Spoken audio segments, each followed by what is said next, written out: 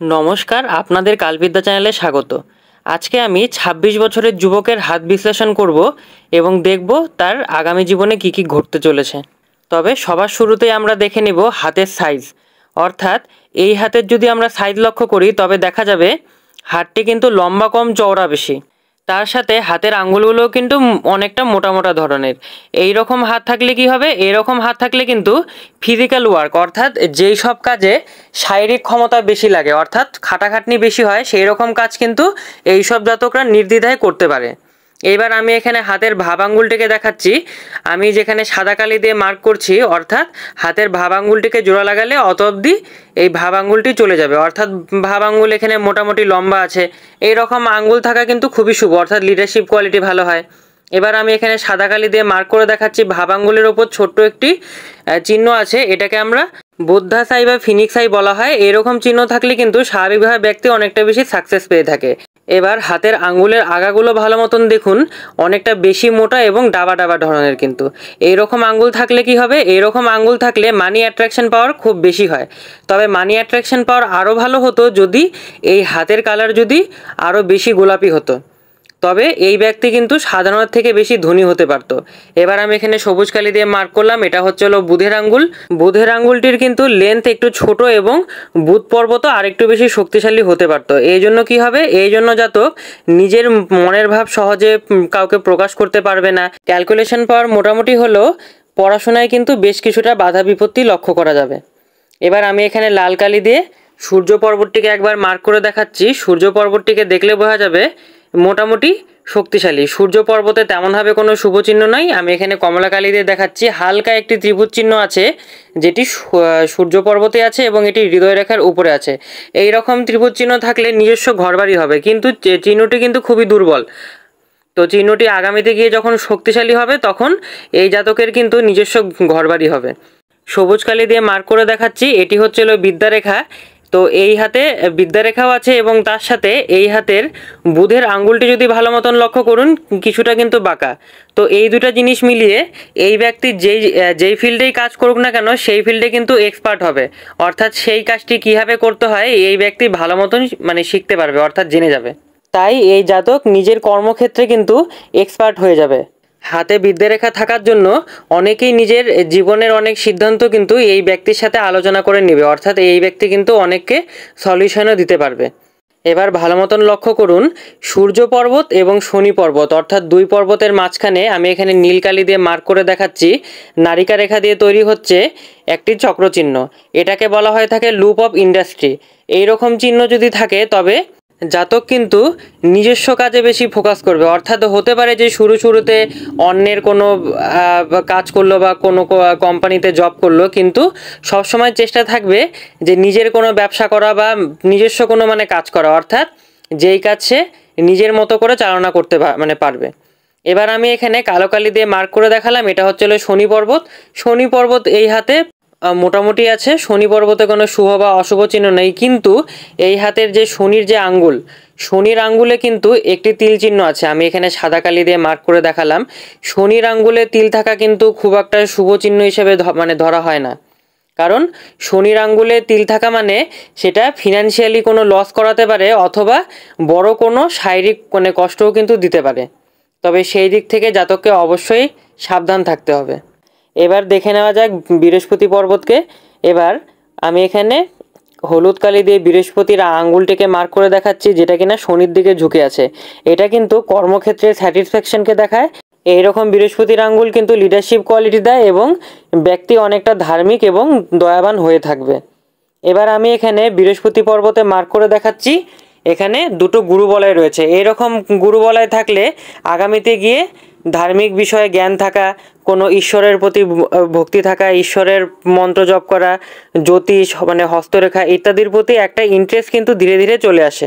তার সাথে জীবনে কিন্তু বেশ অনেক ধার্মিক যাত্রাও করে থাকে।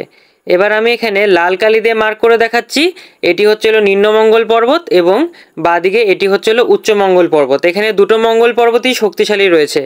এবার আমি এখানে নিম্নমঙ্গল পর্বতে আমি এখানে কমলা কালি দিয়ে মার্ক করে দেখাচ্ছি, ছোট একটি মৎস্য চিহ্ন রয়েছে, অর্থাৎ এখানে নিম্নমঙ্গল পর্বত কিন্তু শুভ। কিন্তু আমি এখানে এবার উচ্চ মঙ্গল পর্বতে আমি এখানে সবুজ কালি দিয়ে মার্ক করে দেখাচ্ছি এই যে একটি কালো তিল চিহ্ন। এই কালো তিল চিহ্নের জন্য কিন্তু জমি জমা নিয়ে কোনো বিবাদ হতে পারে, অথবা আপনার আগামীতে গিয়ে কিন্তু কোনো না কোনোভাবে কোনো কোর্ট কেস হতে পারে, অথবা কোনো বাদ বিবাদ কিন্তু হতে পারে। নিম্নমঙ্গল পর্বতে শুভ মৎস্য চিহ্ন থাকার জন্য মঙ্গল জাতীয় যে কোনো কাজ, সেটা কোনো জমি জমার কাজ হতে পারে, ইলেকট্রনিক কোনো জিনিসের কাজ হতে পারে, পুলিশ, আর্মি, এগুলো হচ্ছিল মঙ্গলের কাজ, এগুলো কিন্তু আপনাকে শ্যুট করবে। এবার এখানে হাতে আমি শুক্র পর্বতটিকে মার্ক করে দেখালাম। শুক্র পর্বত খুব একটা শক্তিশালী নয়, অর্থাৎ এই হাত এতটা মানে চওড়া এবং শক্তিশালী, সেই হিসেবে শুক্র পর্বত কিন্তু খুব একটা শুভ কিন্তু নয়। এই রকম শুক্র পর্বত কিন্তু ফ্যামিলি, রিলেটিভ এবং আপনার লাইফ পার্টনারের সাথে কিন্তু বেশ কিছু সমস্যা দিবে। এবার আমি এখানে কালো কালি দিয়ে মার্ক করে দেখাচ্ছি, এগুলো হলো লাক্সারি লাইন। কম বয়সে এত লাক্সারি লাইন হওয়া ভালো না, কারণ এই বয়সে কিন্তু আপনার অনেক বেশি খরচা দিয়ে দেবে। এরকম লাক্সারি লাইন কিন্তু অলসতাও দেয়, তাই আপনি যদি অলসতা অনুভব করে থাকেন তবে অবশ্যই আপনাকে একটা পার্টিকুলার টাইমে ব্যায়াম অথবা জিম করা উচিত। এবার আমি এখানে শুক্র পর্বতে আড়াআড়ি রেখা দেখাচ্ছি, যেগুলো খুব একটা বেশি লম্বা না এবং সংখ্যা তো খুব যে বেশি আছে সেটাও না। এইরকম আড়াআড়ি রেখা থাকলে আপনি যে হিসেবে খাটাখাটনি করবেন ওরকম রেজাল্ট মানে পেয়েও যাবেন। সাদা কালি দিয়ে মার্ক করে দেখালাম। চন্দ্র পর্বতটিকে দেখুন, চন্দ্র পর্বতটি এখানে মানে মোটামুটি শুভ আছে। চন্দ্র পর্বতে শুভ বা অশুভ কোনো চিহ্ন কিন্তু নেই, অর্থাৎ এই হাতে চন্দ্র পর্বত মোটামুটি ভালোই আছে। এখন হাতের প্রধান তিনটি রেখা একটু বিশ্লেষণ করে দেখা যাক। সবার আগে আমি লাল কালি দিয়ে মার্ক করে দেখাচ্ছি হৃদয় রেখাটি।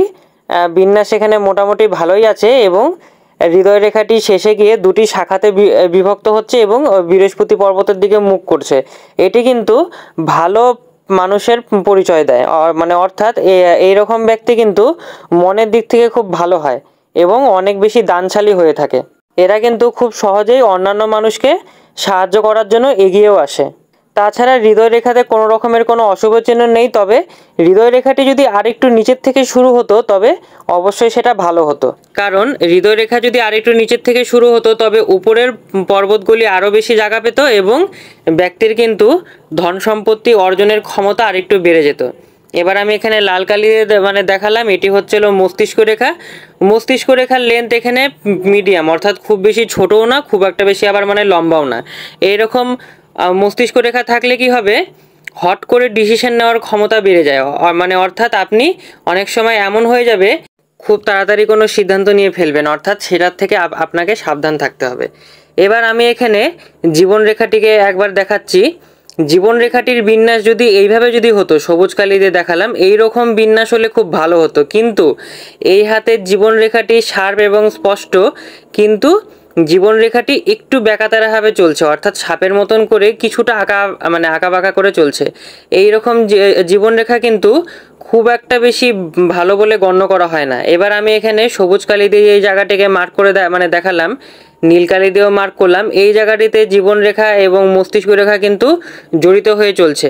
এই জিনিসটি দেখায় যে আপনার ছোটোবেলাতে কোনো না কোনো রকমের সমস্যা ছিল, সেটা কোনো পারিবারিক সমস্যা হতে পারে, আর্থিক সমস্যা হতে পারে, অর্থাৎ ছোটোবেলায় কোনো না কোনোভাবে আপনার স্ট্রাগল ছিল। এবার আমরা দেখে নিব ভাগ্যরেখাটিকে। বেগুনি কালি দিয়ে আমি এখানে ভাগ্যরেখাটিকে গঠন করে দেখাচ্ছি। ভাগ্যরেখার গঠনটা কিন্তু একটু এখানে আলাদা আছে। তো আমি এখানে ভাগ্যরেখাটিকে আমি এখানে 3 ভাগে ভাগ করে বয়স ক্যালকুলেশন করে এক এক করে আমি এখানে বিশ্লেষণ করব। কারণ ভাগ্যরেখাটি কিন্তু মাঝখানে বেশ কিছুটা বেঁকে গেছে এবং আগামীতে গিয়ে আবার আগের মতন ভালো হয়ে যাচ্ছে। এবার আমি এখানে ভাগ্যরেখার প্রথম অংশটিকে আমি এবার নীল কালি দিয়ে এখানে মার্ক করে দেখাবো। ভালো মতন লক্ষ্য করুন, এই জায়গাটিতে ভাগ্যরেখাটি কিন্তু যথেষ্ট সরু, শার্প এবং সবথেকে প্রধান বিষয় হলো ভাগ্যরেখাটি সোজা। অর্থাৎ এটার আমি একটা যদি বয়স ক্যালকুলেশন করি, তবে বয়স ক্যালকুলেশন করলে দেখা যাবে এটার বয়স হলো প্রায় 22.5 বছর থেকে প্রায় 30 বছর অবধি। অর্থাৎ এই জাতকের 22.5 বছর থেকে 30 বছর অবধি যেহেতু ভাগ্যরেখা শার্প, সরু এবং সোজা আছে, তাই এই সময় অবধি কিন্তু মানে জাতকের ফিনান্সিয়াল স্টেবিলিটিও থাকবে, কর্মক্ষেত্রে এখানে মোটামুটি ভালোই চলবে এবং যা ইনকাম করবে সেটার থেকে বেশ কিছু জমাতে পারবে, অর্থাৎ সেইভাবে কোনো রকমের অসুবিধা এখানে লক্ষ্য করা যাচ্ছে না। যেহেতু ভাগ্যরেখা অনেকটা নিচের থেকেই শুরু হয়েছে, তাই এই জাতকে 22.5 বছরের পরের থেকেই কিন্তু নতুন কোনো ওই কর্মক্ষেত্রে আসা বা মানে নতুন কোনো কাজে যুক্ত হওয়া, অর্থাৎ সেই সময় থেকে ধীরে ধীরে ফিনান্সিয়াল স্টেবিলিটি স্টার্ট হয়ে গেছে। এবার আমি এখানে দেখাবো ভাগ্যরেখার এখানে এই দ্বিতীয় একটি পার্ট। এই জায়গাটিকে আমি এখন নীল কালি দিয়ে দেখালাম। এই জায়গাটিতে দেখুন ভাগ্যরেখা কিন্তু বেশ কিছুটা বেঁকা। আর আমি অনেক ভিডিওতে আগেও বলেছি, ভাগ্যরেখা কিন্তু যদি লাঠির মতো সোজা হয় সেটা ভালো, কিন্তু বেঁকা তেরা হলে সেটা কিন্তু ভালো না। যেহেতু ভাগ্যরেখাটি এই অংশে অনেকটা বেঁকে গেছে, তাই কর্মক্ষেত্র বলুন এবং আর্থিকভাবে বলুন বেশ কিছুটা সমস্যা এখানে পড়তে হবে জাতককে। এবং এটার আমি যদি বয়স ক্যালকুলেশন করি, তবে সেটা হচ্ছে হলো 31 বছর থেকে প্রায় 37 বছর আপনারা ধরে রাখুন। তো এই সময়টাতে কি হবে, এই সময়টাতে কিছু না কিছু ফিনান্সিয়াল এবং কর্মক্ষেত্রে কিন্তু সমস্যা আসবে। এবার এমন না যে সব কিছু খারাপ হয়ে যাবে, কারণ ভাগ্যরেখা আছে, তো কোনো না কোনোভাবে জাতক এখান থেকে রক্ষা পাবে, কিন্তু জাতককে বেশ কিছু সমস্যায় এখানে পড়তে হবে, কারণ মানে ভাগ্যরেখার কন্ডিশন খারাপ আছে। এবার আমি বেগুনি কালি দিয়ে যে জায়গাটিকে মানে মার্ক করছি, এইখান থেকে দেখুন ভাগ্যরেখাটি আবার আগের মতন স্ট্রং হয়ে গেছে এবং সোজা হয়ে গেছে। এবং এটার বয়স ক্যালকুলেশন করলে দেখা যাবে এটি আগের মতো সোজা হচ্ছে হলো 37 বছর থেকে, অর্থাৎ এই জাতকের 37 বছর থেকে কিন্তু ফিনান্সিয়াল স্টেবিলিটি আবার আগের থেকে অনেকটা বেশি ভালো হবে এবং কর্মক্ষেত্র বেশ কিছুটা উন্নতি দেখতে পারবে। কিন্তু এই হাতে যেহেতু সূর্য পর্বত একটু নেগেটিভ আছে, অর্থাৎ একটু খারাপ আছে, তাই কর্মক্ষেত্রে রিকগনাইজেশন পাওয়াটা কিন্তু একটু অসুবিধা আছে। তবে আগামীতে সূর্য পর্বত ভালো হয়ে গেলে সেটার মধ্যে আর কোনো সমস্যা থাকবে না, কারণ সূর্যের আঙ্গুল কিন্তু মোটামুটি শক্তিশালী আছে। এবার আমরা দেখে নিব আরেকটি চিহ্ন। সাদা কালি দিয়ে মার্ক করলাম, এটি হলো মস্তিষ্ক রেখা। সবুজ কালি দিয়ে মানে দেখালাম, এটি হচ্ছিল বুধ রেখা বা মার্কারি লাইন। এবার কালো কালি দিয়ে দেখাচ্ছি, এটি হচ্ছিল ভাগ্যরেখা। অর্থাৎ এই তিনটি রেখা মিলে একটি ত্রিভুজ চিহ্ন তৈরি হচ্ছে, যেটাকে সাধারণত লক্ষ্মী ত্রিভুজ বলে থাকে, বা অনেকে বলে এটাকে মানে ট্রায়াঙ্গেল। এটা কিন্তু লক্ষ্মী ত্রিভুজ বা মানি ট্রায়াঙ্গেল না, কারণ মানি ট্রায়াঙ্গেলে কোনোভাবেই মস্তিষ্ক রেখা যুক্ত হবে না। মস্তিষ্ক রেখা যদি সেই মানি ট্রায়াঙ্গেলে যদি কোনো বাহু হয়, তবে সেটাকে মানি ট্রায়াঙ্গেল হিসেবে গণ্য করা হবে না। তাই আপনারা যদি ভেবে থাকেন এটি মানি ট্রায়াঙ্গেল, তবে অবশ্যই জেনে রাখুন মানি ট্রায়াঙ্গেলের বাহু কিন্তু মস্তিষ্ক রেখা হয় না, অর্থাৎ মস্তিষ্ক রেখা দ্বারা মানি ট্রায়াঙ্গেল মানে গঠন হয় না। তো সব কিছু মিলিয়ে দেখতে গেলে আমি যা যা ওই বিশ্লেষণ করলাম, এই ব্যক্তির জীবনে আর্থিক উন্নতি এবং কর্মক্ষেত্রে উন্নতি মোটামুটি ভালোই আছে। তবে আমি ভাগ্যরেখা যেই জায়গাটিকে মার্ক করে দেখিয়েছিলাম, যেখানে একটু নেগেটিভ আছে, সেই সময় কোনো টাকা ইনভেস্ট করা যাবে না বা কোনো বড় অঙ্কের টাকা লোন নেওয়া যাবে না। এই হাতে যেহেতু শনির আঙ্গুলে তিল আছে এবং জীবন রেখাটি কিছুটা বাঁকাতেরা, তাই আগামীতে গিয়ে বড় কোনো হেলথ ইস্যুর কিন্তু একটা সম্ভাবনা আছে। এটা আমি অবশ্যই কোনো না কোনো রেমেডি আমি জাতককে দিয়ে দেব। আজকের মতো এখানেই বিশ্লেষণটি সমাপ্ত হলো। সবাইকে অনেক ধন্যবাদ।